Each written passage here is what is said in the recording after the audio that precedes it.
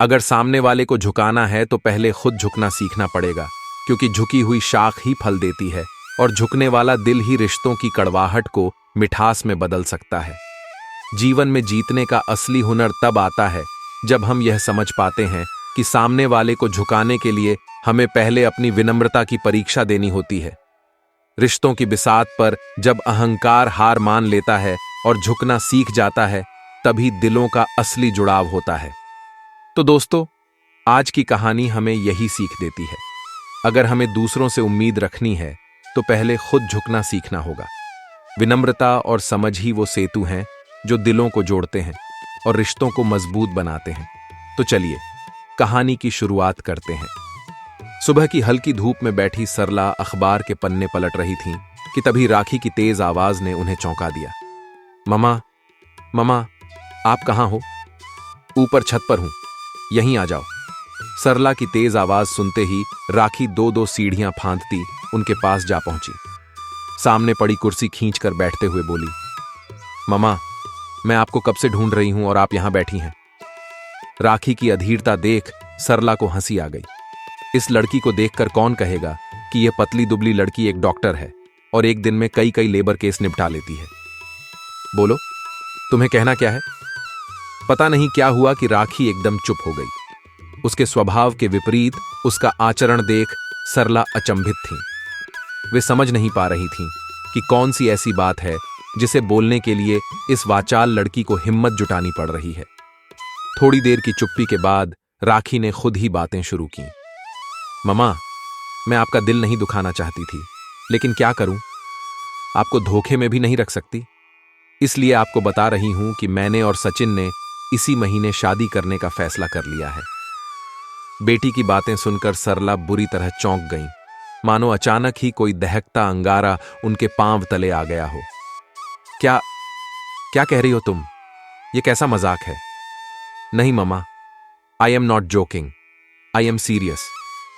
शादी ब्याह को क्या तुमने गुड्डे गुड़ियों का खेल समझ रखा है, जिससे चाहोगी जब चाहोगी झट से जयमाला डलवा दूंगी? सच पूछो तो इसमें तुम्हारी भी क्या गलती है? अंकित ने मेरे मना करने के बावजूद तुम्हारी हर गलत सही मांगों को पूरा करके तुम्हें इतना स्वार्थी और उद्दंड बना दिया है कि आज तुम्हें माता पिता की भावनाओं का भी ख्याल नहीं रहा। ममा, हर बात के लिए आप पापा को दोष मत दीजिए। यह मेरा और सचिन का फैसला है। कंपनी सचिन को अगले महीने अमेरिका की अपनी एक शाखा में नियुक्त कर रही है। उसने मेरे पासपोर्ट और दूसरे कागजात की भी व्यवस्था कर रखी है। इसीलिए हम दोनों इस महीने में शादी करना चाहते हैं। जब तुमने सारे फैसले खुद ही कर रखे हैं तो अब पूछना कैसा? गुस्से से तिल मिलाकर सरला बोली। सूचना देने के लिए धन्यवाद। जाओ, जो दिल चाहे वही करो। सरला एक तक अपनी जाती हुई बेटी को देखती रही।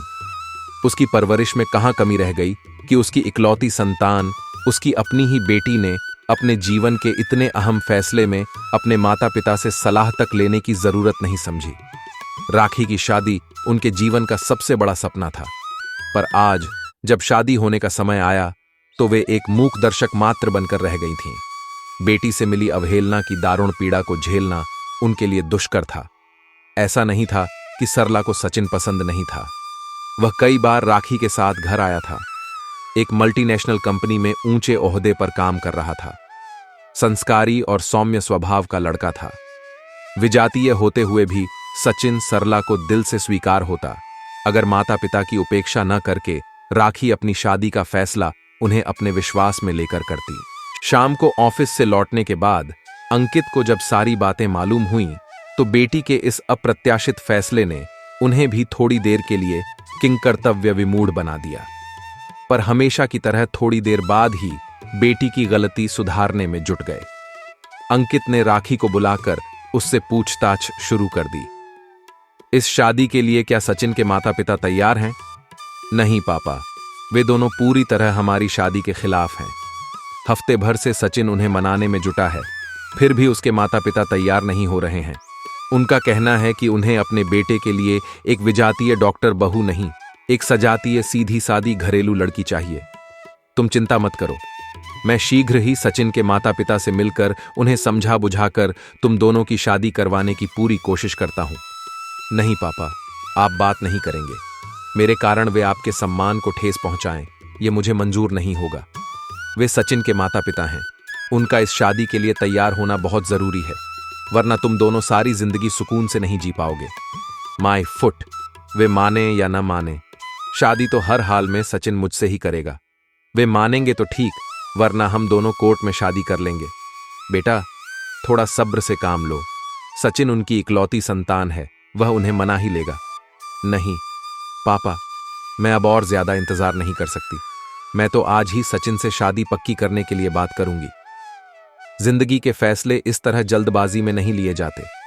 इस शादी से सिर्फ तुम्हारा और सचिन का रिश्ता ही नहीं जुड़ेगा, तुम्हारे न चाहने पर भी ढेर सारे रिश्ते खुद ब खुद तुमसे आ जुड़ेंगे, जिनसे तुम इनकार नहीं कर सकती। पापा, कौन सा मुझे इंडिया में रहना है जो इन रिश्ते नातों को निभाने के लिए परेशान रहूं। अभी तुम्हारी समझ में नहीं आ रहा है, जब दूर जाओगी तो अपनों की और रिश्ते नातों की अहमियत समझ में आएगी। एक बात और समझ लो कि तुम्हारे इस तीखे तेवर से उनके इस विश्वास को और भी बल मिलेगा कि ज्यादा पढ़ी लिखी लड़की उन लोगों का सम्मान नहीं करेगी। उनके इस भ्रम को तोड़ने के लिए तुम्हें झुकना होगा। बड़ों के सामने झुकने में तुम्हारी तौहीन नहीं होगी, बल्कि खुद झुककर ही तुम उन्हें झुका सकती हो, उनका प्यार और सम्मान पा सकती हो। बिना कोई जवाब दिए चुपचाप राखी वहां से उठकर बाहर आ गई और अपनी कार लेकर डॉक्टर नीता वर्मा के घर की तरफ चल दी। डॉक्टर नीता वर्मा उसकी सीनियर और गाइड ही नहीं, अंतरंग सहेली जैसी थीं। जब वह डॉक्टर नीता वर्मा के पास पहुंची, तब और दिनों की अपेक्षा ज्यादा ऑपरेशन होने के कारण वे काफी व्यस्त थीं। राखी पर नजर पड़ते ही काफी खुश हो गईं। अच्छा हुआ जो तुम आ गई। तुम जरा वार्ड नंबर 13 में 103 नंबर बेड पर एडमिट डिप्रेशन के एक मरीज की जांच कर लो। सुबह जब मैं राउंड पर गई थी तब तो ठीक थी, अभी थोड़ी देर पहले से उसकी परेशानी कुछ ज्यादा ही बढ़ गई है। राखी वार्ड नंबर 13 की तरफ चल पड़ी। उस वार्ड में एक प्रौढ़ महिला एडमिट थी। भरे भरे शरीर और बड़ी बड़ी आंखों वाली उस आकर्षक महिला के चेहरे पर गहरी विषाद की लकीरें छाई हुई थीं, जैसे कोई गहरी वेदना उसे साल रही थी। उस संभ्रांत महिला के साथ आई महिला ने बताया कि 2 दिन से उनकी यही स्थिति है। इन 2 दिनों में इन्होंने अन्न का एक दाना भी नहीं खाया है। इस तरह की स्थिति क्या इनकी पहले भी कभी हुई है? राखी ने पूछा। नहीं नहीं डॉक्टरनी साहिबा, पहले इनकी इस तरह की स्थिति कभी नहीं हुई। वह तो 4 दिन पहले इनकी अपने इकलौते बेटे से किसी बात पर जमकर बहस हुई और वह इन्हें छोड़कर मुंबई चला गया। 2 दिन तक तो इन्होंने किसी तरह अपने को संभाला, लेकिन जब बेटे का कोई फोन नहीं आया तो इनकी स्थिति बिगड़ने लगी और हमें यहां लाना पड़ा। राखी ने पहले नर्स को जरूरी इंजेक्शन तैयार करने की हिदायत दी, फिर खुद भी उस महिला की नब्ज देखने लगी। महिला बेहोशी जैसी स्थिति में भी कुछ बड़बड़ाए जा रही थी। मैंने पाल पोस कर बड़ा किया, इतना प्यार दिया, और तू है कि मुझे ही जलाए दे रहा है। क्या तेरा सारा फर्ज उस कल आई लड़की के लिए ही है? बूढ़े माता पिता के प्रति तेरा कोई फर्ज नहीं है और ऊपर से जली कटी सुनाता है। जा, चला जा मेरी नजरों के सामने से। इस बीमार मां को जितना दुख दिया है उससे 2 गुना दुख तू पाएगा। मैं यह सोचूंगी कि मैंने अपना दूध अपने बेटे को नहीं, एक संपोले को पिलाया है। राखी को यह समझने में देर नहीं लगी कि बेटे के किसी आचरण ने मां को गहरा सदमा दिया था। जब उस औरत की स्थिति थोड़ी सामान्य हुई और वह सो गई, तो राखी ने डॉक्टर नीता के पास जाकर उन्हें अब तक की स्थिति की रिपोर्ट थमा दी और सीधे आकर कार में बैठ गई थी। उस औरत का अशांत और पीड़ित चेहरा राखी की आंखों के सामने बार बार घूम रहा था। बेटे के कठोर आघात ने मां के दिल में कैसी कटुता भर दी थी कि बेहोशी की हालत में भी उसे कोस रही थी। राखी को एक ही बात बार बार दंश दे रही थी कि क्या वह खुद भी सचिन के साथ मिलकर कुछ कुछ वैसा ही अपराध नहीं कर बैठी थी। पहली बार राखी को अपने पापा की बातों की गहराई समझ में आई थी। अपने सुनहरे भविष्य की अटारी पर बैठी अपने जिस सपने को वह मुग्ध भाव से निहार रही थी, अचानक ही वह जमीन पर गिरकर चकनाचूर हो गया। अपनी स्वार्थी सोच पर लगाम देने के लिए राखी ने सचिन के घर की तरफ अपनी कार मोड़ ली। वहां पहुंचकर बड्डे ही आत्मविश्वास के साथ वह अंदर आ गई। सामने ही सचिन की मम्मी रंजना देवी पाइप से पौधों को पानी दे रही थीं। उसे गेट खोलकर अंदर आते देख हाथ का पाइप एक तरफ रखते हुए बोली, तुम यहां क्या करने आई हो? तुम्हें मालूम नहीं कि सचिन घर पर नहीं है? वह 1 हफ्ते के लिए बाहर गया हुआ है। मुझे मालूम है आंटी, पर मैं सचिन से नहीं, आपसे बात करने आई हूं। आई हो तो मुझसे उम्मीद मत रखना। मैं आसानी से अपने फैसले नहीं बदलती। मेरा एक ही जवाब है, अगर सचिन तुमसे शादी करेगा तो अपने माता पिता को खो देगा। आप निश्चित रहिए आंटी, मैं आपको अपना फैसला बदलने के लिए मजबूर करने नहीं आई हूं। अगर आप सोचती हैं कि मेरे साथ सचिन की शादी होने से आपका नाम खराब होगा, तो कहीं ना कहीं आपकी सोच सही ही होगी। आप हमारी बड्डी हैं, सचिन की मां हैं। सच मानिए आंटी, मैं आपकी बहुत इज्जत करती हूं। आपका सचिन पर पहला हक है। मैं उसे आपसे कभी अलग करने की बात सोच भी नहीं सकती। जब तक आप नहीं चाहेंगी, आप आशीर्वाद नहीं देंगी, तब तक हम दोनों कभी शादी नहीं करेंगे। यह आपसे मेरा वादा है, और मेरा आशीर्वाद तुम्हें कभी मिलेगा नहीं। तो ठीक है आंटी, आज और अभी से मैं अपने सारे संबंध सचिन के साथ तो ढती हूं। इतना बोलकर वह तेजी से मुद्द कर अपनी कार में आ बैठी। जिंदगी में पहली बार उसने किसी के साथ इतनी झुककर बातें की थीं। फिर भी उसे अपना मन काफी हल्का लग रहा था, जैसे किसी अपराध बोध का बोझ उतर गया हो। यह सत्य है कि सचिन के बिना जीना राखी के लिए आसान नहीं था। फिर भी अपने भौतिक सुखों के लिए किसी से उसकी प्रिय वस्तु छीन लेने के बदले बिना किसी अपेक्षा के अपनी सबसे प्रिय वस्तु किसी को समर्पित कर देने में उसे बेहद सुख और संतोष का अनुभव हो रहा था। घर आकर जैसे ही उसने अपना फैसला मां को बताया, राखी का उदास और क्लांत चेहरा देख उनका सारा गुस्सा फौरन तिरोहित हो गया।